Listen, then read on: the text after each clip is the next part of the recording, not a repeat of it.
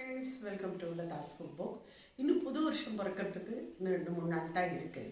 நம்மளே சொல்லுவா இல்லையா, பழையன கழிதலும் புதியன புகுதலும். பழசு என்னெல்லாம் இருக்கோ அதில் டிஸ்கார்ட் பண்ணி விட்டுறணும். இப்போ நம்ம அது மாதிரி செய்கிறோமான்னு பார்த்தோன்னா கண்டிப்பாக இல்லை. இங்கிலீஷில் சொல்கிறாங்க இல்லை, டீக்ளட்டரிங் அப்படின்னு சொல்கிறாங்க. இந்த டீக்ளட்டரிங்னா என்னென்னாக்கா, அடிக்கடி உங்களோட கபோர்டு, பீரோ இதெல்லாம் அப்பப்போ நம்ம ஒரு ஆர்கனைஸ் பண்ணிகிட்டே இருக்கணும், ரீஆர்கனைஸ் பண்ணணும். நம்மள்ட்ட எது வேண்டாம், எது எக்ஸ்ட்ரான்னு இருக்கோ அதை நம்ம கொடுத்துடணும், கொடுக்க பழக்கிக்கணும். அதை நம்ம செய்ய மாட்டேங்கிறோம். ஏன்னா நம்ம ரொம்ப எமோஷனலி அட்டாச்சு. நம்மளோட பழைய துணியாக இருந்தாலும், பழைய புடவைகளாக இருந்தாலும் அதோடு நமக்கு ஒரு பாண்டிங் ஒன்று இருக்குது. அதை விட்டு பிரியறதுக்கு நமக்கு மனசு வரமாட்டேங்கிறது. ஆனால் இந்த பழைய துணிகளெல்லாம் அம்பாரமாக சேர்த்து வச்சுருந்தோன்னா அதுவே நெகட்டிவிட்டிக்கு ஒரு காரணம் அப்படின்னு சொல்கிறாங்க. தானத்தில் சிறந்தது நிறைய வித தானங்கள் இருக்குது. பூதானம், வினோபாபாவே அவர்கள் அதை பூதானம் பண்ணும்போது எல்லாரையும் சொன்னாங்க. அப்புறம் கோதானம், அதாவது பசுமாடு கண்ணுக்குட்டியோட அது மாதிரி தானம் பண்ணுறாங்கல்ல. ஆனால் இதெல்லாம் சொல்லும்போது நம்மளால எத்தனை பேரால் பண்ண முடியும்? ரொம்ப அதுக்கு பணம் தேவை, பணத்தோடு சேர்த்து மனசும் தேவை. ஆனாக்க நம்ம எல்லாராலையும் ஈஸியாக பண்ணக்கூடிய தானங்கள்னு பார்த்தீங்கன்னா இந்த வஸ்திர தானம். புதுசாக பண்ணினா ரொம்ப விசேஷம். ஆனால் நம்மள்கிட்ட பழசு சேர்ந்து போய்டுறது இல்லையா, அதை கொடுத்தா கூட சிறப்பு தான். அதில் ஒன்றும் இது பண்ணுறதுக்கு ஒன்றும் இல்லை. நமக்கு ஏழை எளியோர்கள், அது ரொம்ப கஷ்டப்படுறவங்களுக்கு, அவங்களுக்குலாம் நம்ம கொடுக்கலாம். அதுக்காக ஒரே கந்தலும் கிழிசலையும் அந்த மாதிரி கொடுக்க சொல்லாது, அப்படிலாம் கொடுக்கக்கூடாது. நம்ம கொடுத்ததுக்கு அப்புறமாவும் அவங்க போட்டுக்கிற மாதிரி இருக்கணும். கொஞ்சம் காலமான அவங்களும் அதை போட்டுட்டு மகிழ்ச்சியாக இருக்கணும். அந்த மாதிரி தான் நம்ம கொடுக்கணும். சரி, இந்த துணியெல்லாம் யாருக்கு கொடுக்கணும், என்னைக்கு கொடுக்கணும் அப்படிங்கிறது இருக்கு இல்லையா. என்னைக்கு கொடுக்கணும்னா அமாவாசைக்கு கொடுக்கறது ரொம்ப சிறப்பு. அமாவாசை அல்லது சனிக்கிழமை அந்த மாதிரி நம்மள்கிட்ட இருக்கிற துணிகள் எல்லாம் நம்ம கொடுக்கணும். ஆனால் அது எப்படி கொடுக்கணும் அப்படிங்கிறதுக்கும் விதிமுறைகள் இருக்குன்னு சொல்கிறாங்க. அது என்னன்னு பார்த்தோம்னா, நம்மள்ட்ட இருக்கிற துணியை நம்ம போட்டு கட்டுறோம் இல்லையா, அதை அப்படியே கொடுக்கக்கூடாதான். அது நல்லா துவைச்சு அதை நல்லா அதை இது பண்ணி காய வச்சு அது இஸ்திரி முடிஞ்சால் இஸ்திரி போட்டு கொடுங்கன்னு சொல்கிறாங்க. அது ரொம்பவே சிறப்பு, அது ரொம்பவே நல்லது. இல்லை இதெல்லாம் எங்களுக்கு துவைக்கிறதுக்கு டைம் இல்லை, எங்களுக்கு திடீர்னு யாரும் தடவை கொடுக்கணும்னு தோணிட்டு அப்படின்னு சொல்கிறவங்க இந்த துணிமணிலாம் நம்ம கலெக்ட் பண்ணி வைக்கணும் இல்லையா, அப்போவே கொஞ்சமாக அதில் சால்ட்டு, உப்பை அதில் ஸ்ப்ரிங்கிள் பண்ணி வைக்கணும்னு சொல்கிறாங்க. இல்லை எனக்கு கற்பூரம் இருக்கு இல்லையா, அதை கூட போட்டு வைக்கலாம்னு சொல்கிறாங்க. இது ரெண்டும் போட்டு வச்சுட்டு நீங்கள் யார் பண்ணாலும் கொடுக்கலாம். இது ஏன் இப்படியே கொடுக்கக்கூடாதுன்னு சொல்கிறாங்கன்னாக்க, நம்ம உடம்புல இருக்கிற ஆரா அப்படின்னு சொல்கிறோம் இல்லையா, நம்ம போட்டு கைட்டிட்டத்துல நம்மளோட உடம்போட ஒரு எனர்ஜி இருக்கு இல்லையா, அது இருக்குமா அந்த நம்ம அணிந்த உடைகள்லையும், அது அப்படியே அது போயிடுமா அவங்களோட. அதனால அந்த தவிர ஒரு நாளைக்கு செய்யாதீங்க. நம்ம போட்டு கைட்டிட்ட உடைய நல்லா துவைச்சு நல்லா அயர்ன் பண்ணி அதுக்கப்புறமா கொடுங்க. நிறைய தடவை பார்த்தீங்கன்னாக்க, நம்மக்கிட்ட எத்தனை நம்ம உழைத்தாலும் என்ன சேமிப்பு பண்ணினாலும் பணமே நம்மள்கிட்ட இல்லாமல் போயிடும். இது இந்த பழைய துணியெல்லாம் சேகரித்து வச்சுக்கிறதும் ஒரு காரணம்னு சொல்கிறாங்க. வீட்டில் பண கஷ்டம், கடன், வறுமை இதெல்லாம் வரும்னு சொல்கிறாங்க. அதனால் அவ்வளோ கஷ்டங்களை கொடுக்குற அந்த பழைய துணி மேலே நமக்கு என்னத்துக்குங்க இவ்வளோ மோகம்? அதனால் அதை அப்பப்போ கொடுத்துடுறது தான் நல்லது. வீடும் க்ளீனாக இருக்கும்.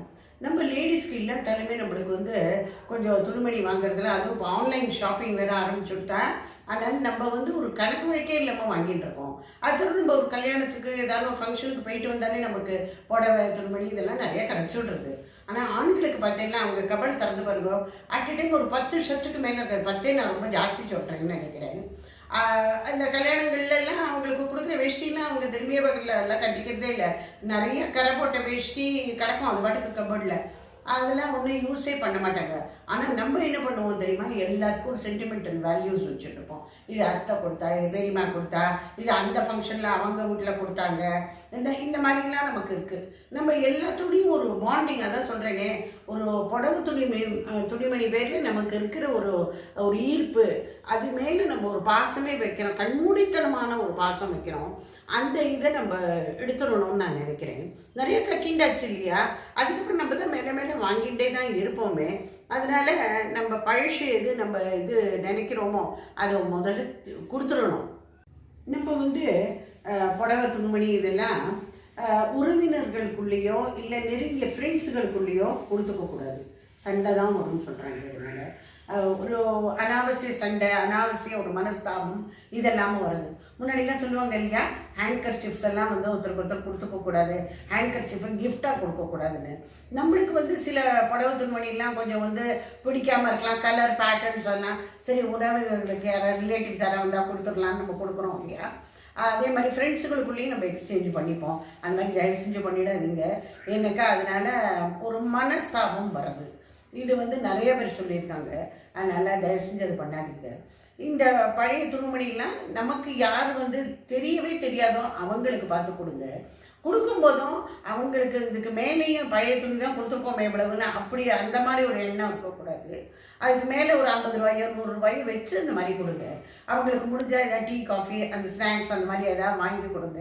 அவங்களும் ஒரு நம்மக்கிட்ட அன்பு செலுத்துறவங்க இருக்காங்க அப்படிங்கிற மாதிரி அவங்களும் ஒரு பிரியமாக உங்கள்கிட்ட வாங்கிப்பாங்க.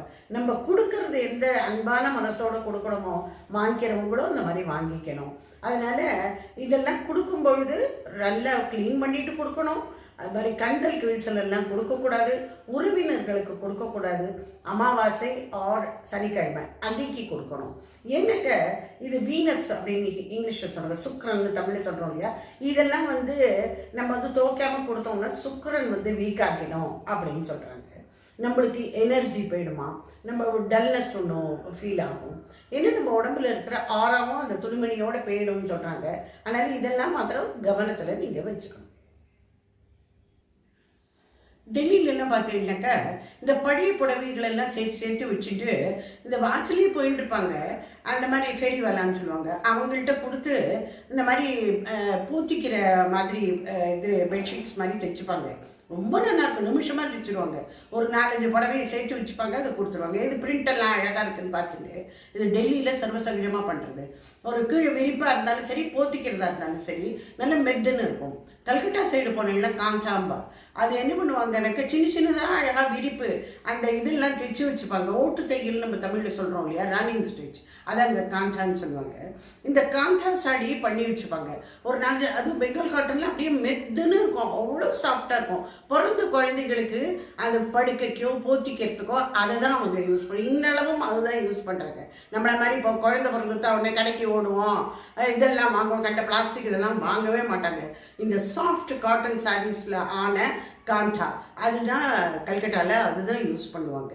நம்மளுக்கு வந்து அதெல்லாம் இல்லை அப்படிங்கிற பட்சத்தில் நமக்கு அதெல்லாம் தெரியாது, நீங்கள் அந்த மாதிரி யூஸ் பண்ண வேண்டாங்க. தயவுசெய்து அதெல்லாம் கொடுத்துருங்க. கொடுத்தா நம்ம வீட்டில் ஒரு இன்பம் வரும், சுகம் வரும். அப்படிங்கும்போது ஏன் கொடுக்கக்கூடாது, தாராளமாக கொடுத்து. இன்னைக்கு புதுசாக இருக்கிறது நாளைக்கு பழசாக இருக்க வேண்டியதானே, ஆகிடும். 2 நாளில் பழசாகிடும். அதனால் இது புதுசு, இதை விட்டுறிய மாட்டேன், இது அது அந்த சென்டிமெண்ட் இதெல்லாம் வச்சுக்கக்கூடாதுன்னு திருப்பி அதான் சொல்கிறேன். நம்ம நல்லா போட்டு நம்ம என்ஜாய் பண்ணியாச்சு, இது இன்னும் 4 பேருக்கு கொடுக்கலாமே, அவங்க போட்டுக்கிட்டோமே அப்படிங்கிற அந்த ஃபீலிங்ஸை நம்ம கொண்டு வரணும். வீடும் பளிச்சுன்னு இருக்கும், நம்மளும் பளிச்சுன்னு இருப்போம். வீட்டில் ஒரு ஆடட் குஷி சந்தோஷமெல்லாம் கிடைக்கிறது ஒரு ஆடட் போனஸ் தானே. ஸோ அதனால் இந்த பழைய துணியெலாம் தயவு செஞ்சு கொடுத்துருங்க. ஓகேயா, பாய்.